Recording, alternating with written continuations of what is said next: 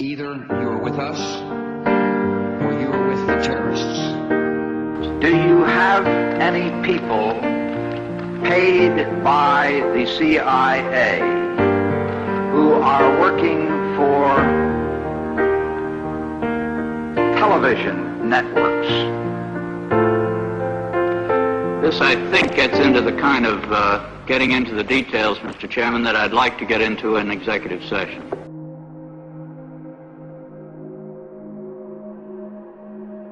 Dr. Green was using me mostly as a mind control subject from 1966 to 1973.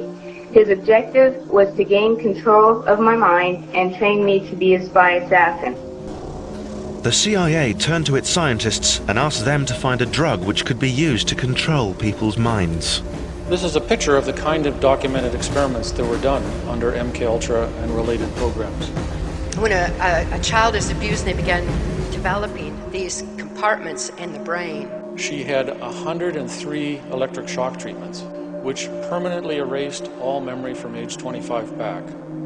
As more and more compartments develop on the subconscious level, and the conscious mind is being pushed out of the way where there's no capacity for question, reason, conscious awareness. People were kept in bed for weeks or months at a time, given extremely high doses of electric shock. We believe there are to be a malignant tumor of star whackers in Hollywood. The casting couch even applies to children. Oh, yeah. Let me ask you this.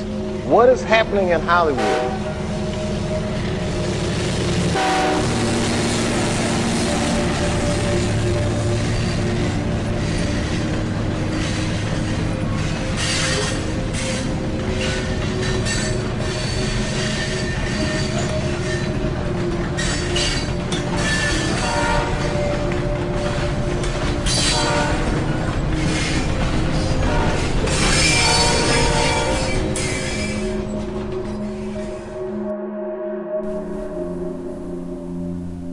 I have no personal experience with mind control on the individual level, nor have I suffered sexual abuse in my childhood. I know of nobody who have been subjected to MKUltra or any similar mind control programs.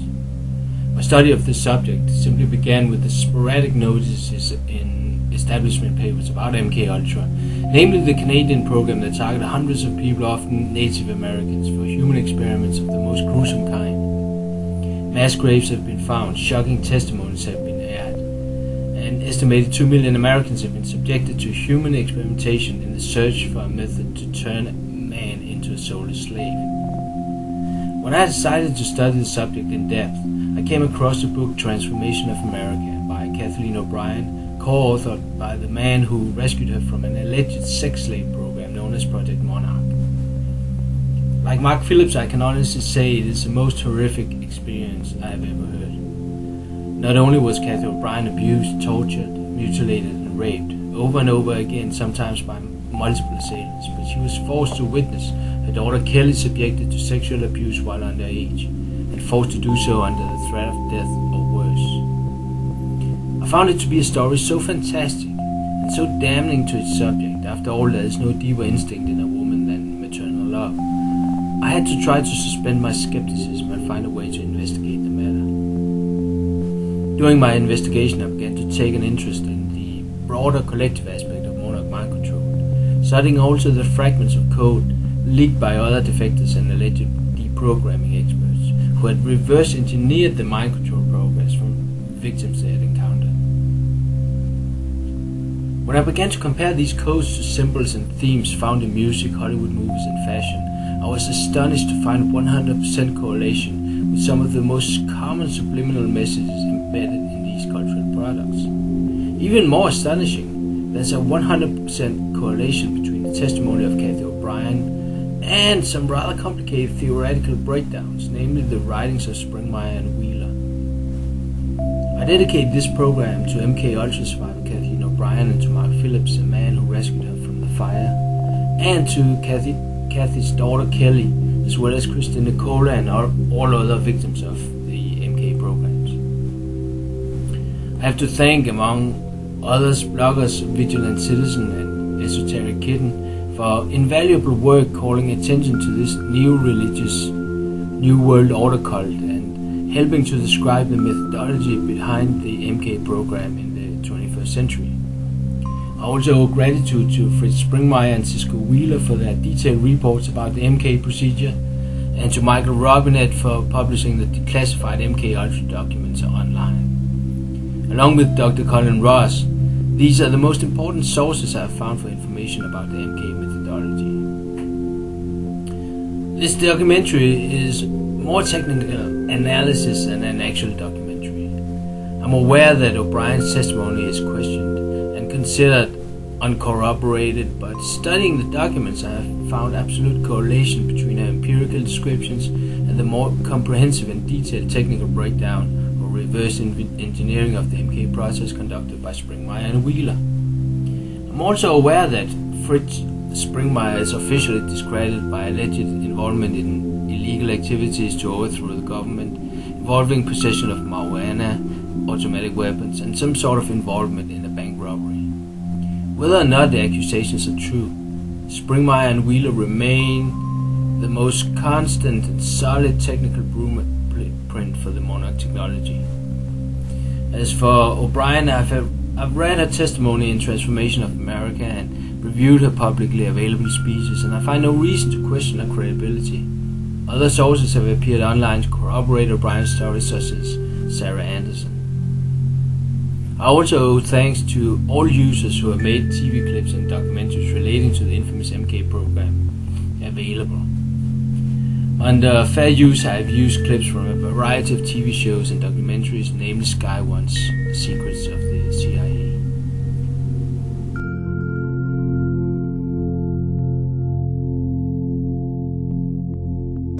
And in 1958, the CIA started a secret drug testing program under the catchy but meaningless name of MK Ultra. All right, let's see what we can see.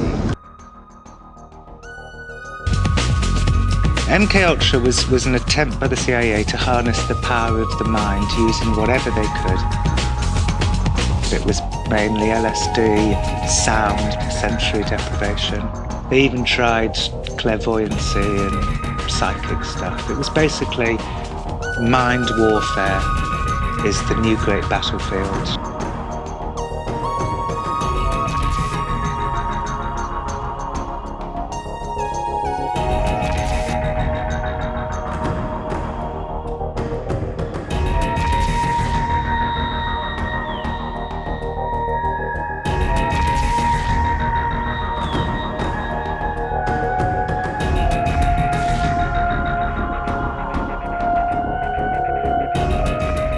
These experiments were conducted at the university in Montreal, McGill University, which at the time was really the leading university in Canada, on contract to the Canadian government and to the CIA.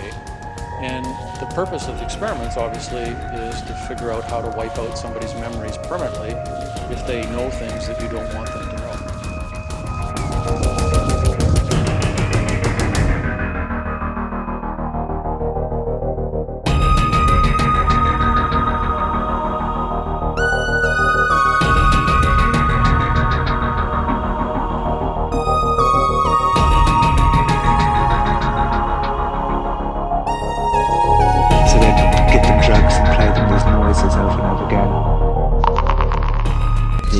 Regular electrical shocks and a football helmet clamped to the head, playing degrading messages up to 500,000 times, such as "My mother hates me."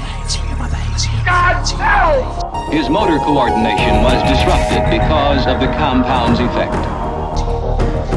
The CIA think that they have a mandate to journey to the furthest corners of their imagination to try stuff out.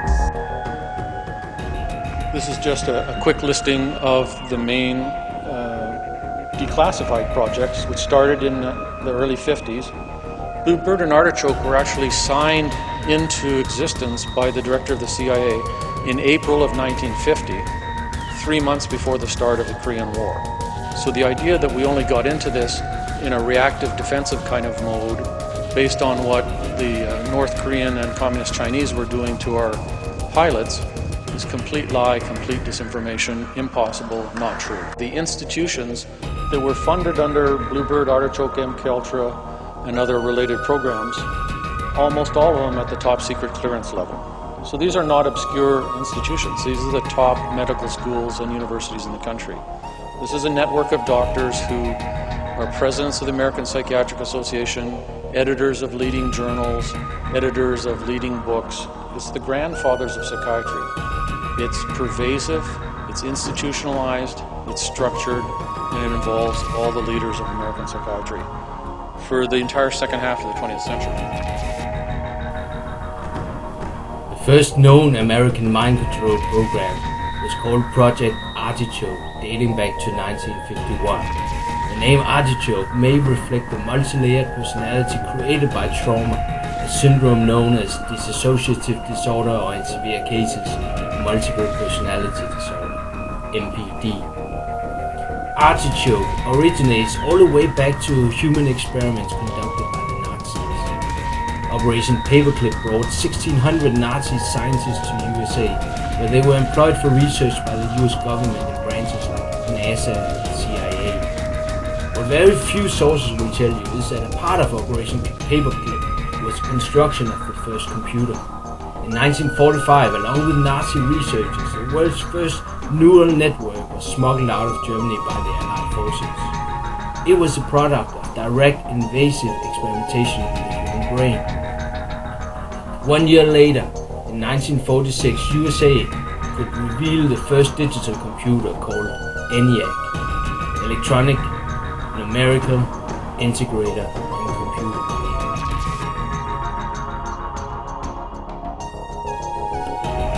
The significance of the invention has been widely known for ages. Already in the early 1980s, the French politician and intellectual Jean-Jacques Schreiber predicted the coming of global and publicly available internet, an infrastructural revolution he described as more profound than the invention of the railway.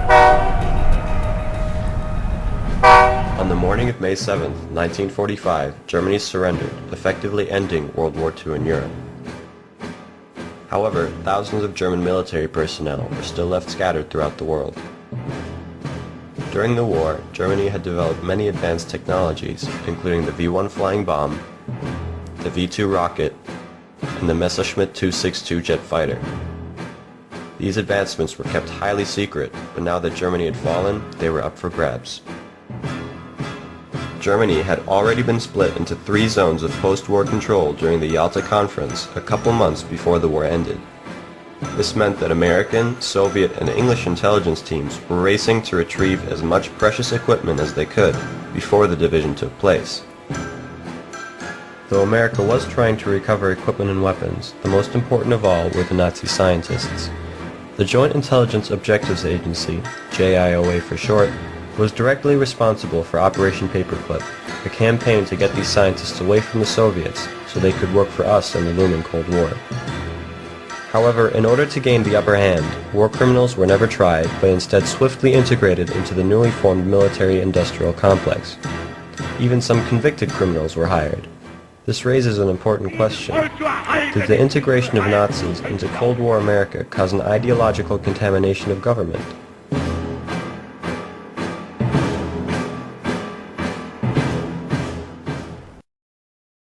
In June of 1944, Allied forces commenced an attack on German-occupied France.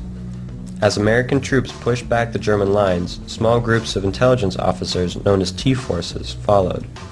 The T-forces' objective was to gather up German technology, research materials, and technicians and bring them back for evaluation. It soon became apparent, however, that in order to completely understand this new technology, the brains that developed it would be needed as well. But the president flatly refused to sign any papers that would allow such operations. Fearing that without these scientists the US would be fatally crippled in the upcoming conflict with Russia, the Joint Chiefs of Staff overlooked FDR's refusal. This might have eventually become a problem had it not been for FDR's death on April 12, 1945. Truman was now in control of the White House and, taken completely by surprise and not having been briefed about the growing problems with Soviet Russia during his few weeks as vice president, was in no position to seize the reins of government. With the Cold War imminent, the Joint Chiefs of Staff decided to ask the newly appointed President Truman to expand Operation Overcast. It worked out, and in August of